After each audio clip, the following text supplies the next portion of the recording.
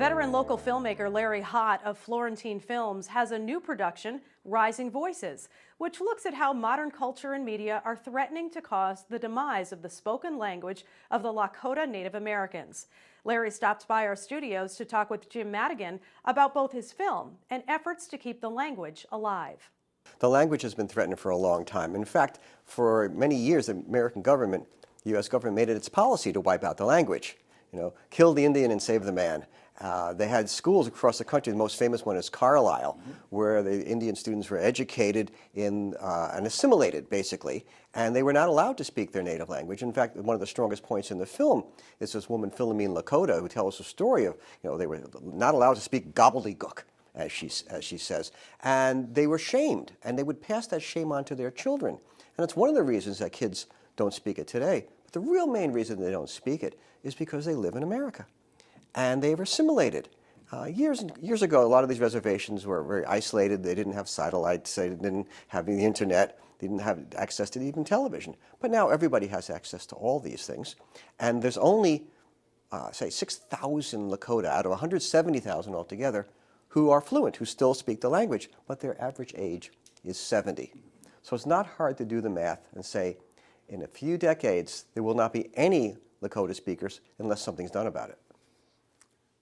It's interesting because in the materials for the film, the enemy, the English language, modern society, social media, is described as an insidious, impersonal villain. It's the dominant language, and this is like this all over the world. There are thousands of indigenous languages that are threatened. There were originally 300 languages north of Mexico in the United States, and now they're down to about 20. There is a real effort, a tremendous effort, and you portray it, underway to save the Lakota language. The Language Conservancy, that's an organization that works really worldwide to try and save language. The Language Conservancy has been working with linguists who are experts in Lakota language. They work with elders who are fluent native speakers, and they have teaching techniques. And in fact, one of my favorite scenes in the film is the recording of the Lakota Online Dictionary, where you bring in fluent speakers, mostly elders, and they're recording 22,000 words in Lakota. Painstaking method, not only the words, but the phrases, because it's not just a matter of learning the vocabulary, it's knowing how to say it correctly. It's not an easy language for English speakers to speak. And it's one of the people in the film says, our language is learnable, because you have to get across to the Lakota. That is not that difficult. Of course, it takes some effort. But a lot of these kids who've gone off to school, and they learn German, they learn Spanish, and even some of them were learning Maori. And then they have this epiphany. They say, wait a second, if I can learn a difficult language, why can't I learn my own language? And it begs the question, what is the point? What is the point of learning Lakota? And it's not only for the aspect of the pride, but here's this, the Lakota Nation, like many Indian tribes in the United States, are very challenged economically. And if you have this source of pride and keep people together and they're learning their native language and you have to be certified to teach it, it creates jobs, it creates this sense of unity and community, and this kind of snowballs in a very positive way to keep people together, improve their education, and then provide for jobs and help the economy. And you can see how positive it is to learn your language.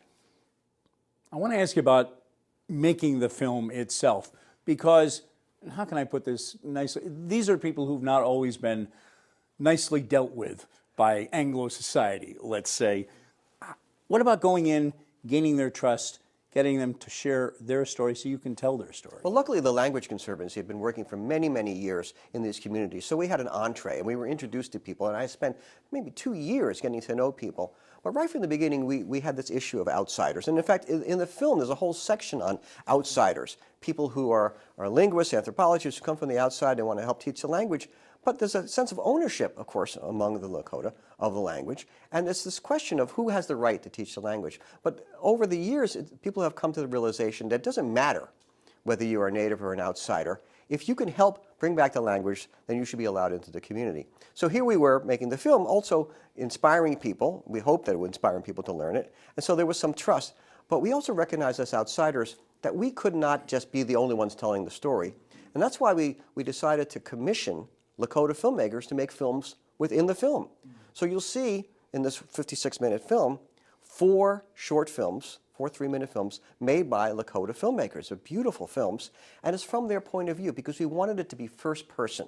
We wanted people to see this is the experience of the Lakota without a filter, told by the Lakota filmmakers. And then the trick is how do you integrate that into the film?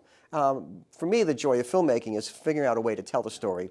How do you bring a narrative into it? How do you get emotion into it? How do you make it clear all at the same time? And in 1 hour, get across this very complicated subject. Larry Hott, thanks for this creation. Thanks for coming in. Thank you, Tim.